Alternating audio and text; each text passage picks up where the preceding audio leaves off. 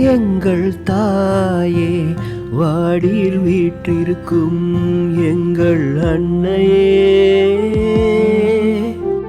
மனதில் நின்ற மாதாவே, மானிடர் நலம் காப்பாயே, மெழுகின் ஒளியாய் ஒளிர்பவளே, மெழுகாய் கரைந்து எங்கள் துயர் துடைப்பாயே.